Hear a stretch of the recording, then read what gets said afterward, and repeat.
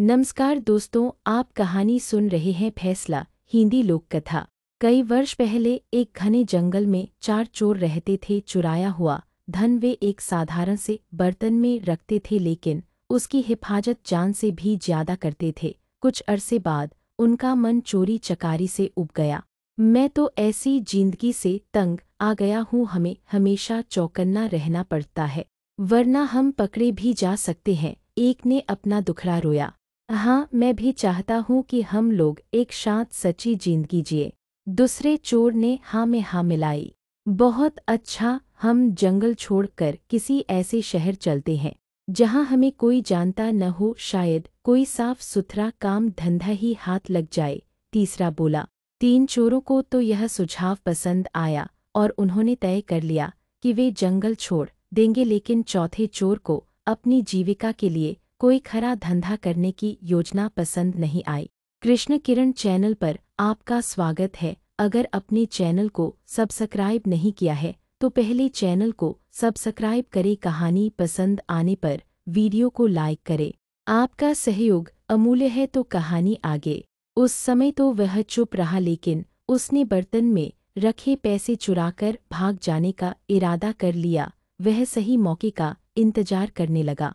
चारों चोर एक शहर पहुंचे और वहां एक धर्मशाला छत्रम में रुक गए। उनमें से 2 शहर के बारे कुछ जानकारी हासिल करने निकल पड़े।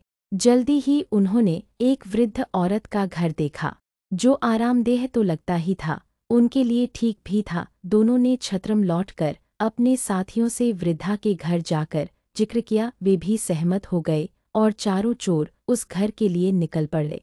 हम चारों व्यापारी हैं, एक चोर बोला, और इस शहर में कुछ काम धंधा शुरू करना चाहते हैं। हमें आपका घर पसंद आया और इसके कुछ कमरे किराए पर लेना चाहते हैं। हम जब तक यहाँ रहेंगे आपको अच्छा किराया देते रहेंगे। दूसरा बोला। बुढ़िया बहुत खुश थी और उसने अपने मेहमानों की खूब खातिरदारी की। आप यहाँ जब तक चाहे रह सकते हैं। वह मुस्कराई। वह प्रसन्न हुई कि उसे अच्छे किराएदार मिल गए हैं। चारों चोर पता लगा चुके थे कि वह बहुत नेक और सच्ची औरत है, जिसे पराई दौलत का लालच नहीं है। इसलिए उन्होंने अपना पैसों ने भरा बर्तन बुढ़िया को संभालने के लिए दे दिया। कहानी सुना एक अच्छी आदत है, आपकी रुचि में बहुत गहराई है। तो कहानी आगे। कृपया इस बर्तन को ध्यान से रखिएगा, एक ही शर्त है, इसे देना तभी जब हम चारों साथ में इसे मांगने आए। ठीक है, बुढ़िया ने बर्तन लेते हुए कहा। वह अपने घर के पिछवाड़े गई और देखने लगी कि कोई देख तो नहीं रहा। जब उसे तसल्ली हो गई तो उसने जमीन खोदकर उसमें बर्तन डाला और उसे वापस मिट्टी से ढक दिया। चारों ओर कुछ काम धंधे की तलाश में शहर चले गए। जल्दी ही वे काफी थक गए और बुढ़िया के घर से कुछ ही दूरी पर खड़े वटवृक्ष के नीचे बैठकर सुस्ताने लगे। तभी एक औरत लस्सी बेचती हुई वहां से निकली। चारों ने थोड़ी लस्सी खरीदने का निश्चय किया। लस्सी बहुत स्वादिष्ट थी। उन्होंने सोचा कि दोपहर के भोजन के साथ पीने के लिए थोड़ी लस्सी भी ले ली जाए। पर 3 चोर तो बहुत थक गए थे लस्सी डालने के लिए। बुढ़िया के घर से बर्तन लाने की हिम्मत किसी में नहीं थी। चौथा चोर, जो किसी ऐसी ही घड़ी की प्रतीक्षा में था, झट से जाने के लिए तैयार हो गया। वह बुढ़िया के घर पहुंचकर बोला, मुझे मेरे साथियों ने बर्तन लाने के लिए भेजा है, लेकिन मैं तो यह बर्तन तभी दूंगी जब तुम चारों इकट्ठे आओगे। वह मना करती हुई बोली।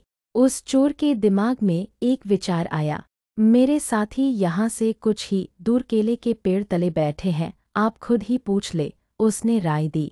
बुढ़िया घर से बाहर निकली। उसने तीनों को पेड़ के नीचे बैठे हुए देखा। क्या आपने अपने दोस्त को बर्तन लाने भेजा है? वह चिल्लाई। जी, कृपया उसे दे दीजिए, तीनों चोरों ने जवाब दिया। बुढ़िया ने सोचा कि उन्हें अपना बर्तन किसी कार्य हेतु चाहिए होगा, जो उन्होंने अपना विश्वसनीय साथी भेजा है। उस चोर को फावड़ा देती हुई वह बोली कि पिछवाड़े से खोदकर बर्तन निकाल ले। इतना कहकर वह अपने घर के कामों में उलझ गई। चोर ने बर्तन निकाला और चुपके से पिछले दरवाजे भाग खड़ा हुआ।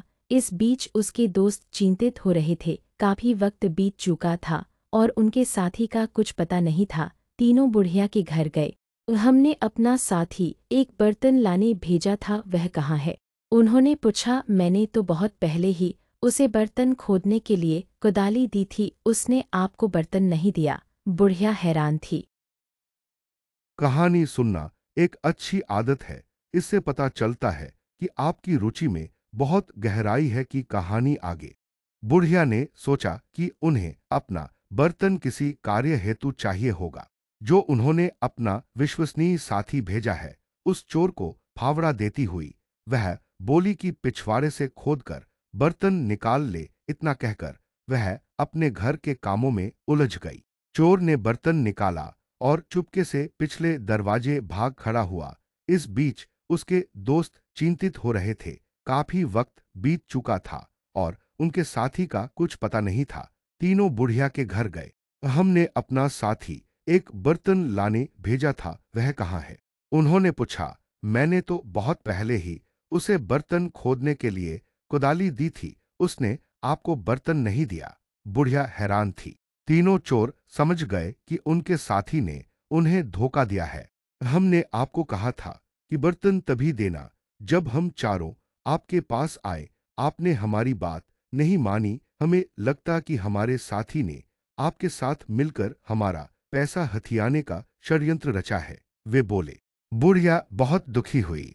वे तीनों उसे शहर के न्यायाधीश के पास ले गए और उसकी शिकायत की। न्यायाधीश ने फैसला दिया कि बुढ़िया की लापरवाही की वजह से तीनों को नुकसान हुआ है, इसलिए सारा हर्जाना बुढ़िया को ही भरना होगा। बुढ़िया रोती हुई घर लौट आई।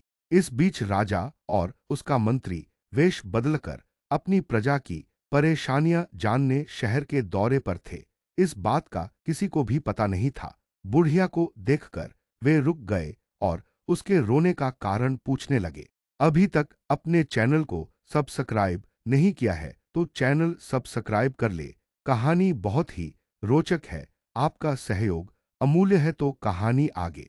उसी समय आसपास ही कुछ लड़के खेल रहे थे और उनका अगुआ था। रामन बुढ़िया की दुखभरी कहानी उसने भी सुनी। भगवान करे उन तीनों को तुम्हारे साथ ऐसा सुलूक करने की सजा मिले, रामन बोला। यह सुनकर राजा और उसका मंत्री बहुत हैरान हुए। उन्होंने रामन से पूछा कि क्या वह इस मामले का फैसला कर सकता है। रामन ने आत्मविश्वास के साथ सिर हिलाया और कहा कि वह अपना फैसला राजा के दरबार में ही सुनाएगा। अगले दिन महल में दरबार लगा। रामन न्यायाधीश के आसन पर बैठा था। उसने चोरों की कहानी सुनी। तुम्हारी शर्त यही थी ना कि बुढ़िया वह बर्तन तुम्हें तभी दे जब तुम चारों उसे लेने आओ। रामन के प्रश्न पर तीनों ने हामी भर दी। बहुत अच्छा, वह शर्त पूरी करने के लिए तैयार है, पर यहां तो तुम सिर्फ 3 हो जाओ। अपना चौथा साथी लेकर आओ जिससे शर्त पूरी की जा सके, रामन ने आदेश दिया। शाबाश, क्या फैसला दिया है? राजा ने रामन की भूरी भूरी प्रशंसा की। तुम छोटे हो पर हो समझदार। आज से तुम मर्यादा रामन के नाम से जाने जाओगे और हमारे दरबार में ऐसे मुकदमों के फैसले किया करोगे। कहानी समाप्त हुई। कहानी कैसी लगी कमेंट बॉक्स में लिखकर जरूर बताएं। धन्यवाद।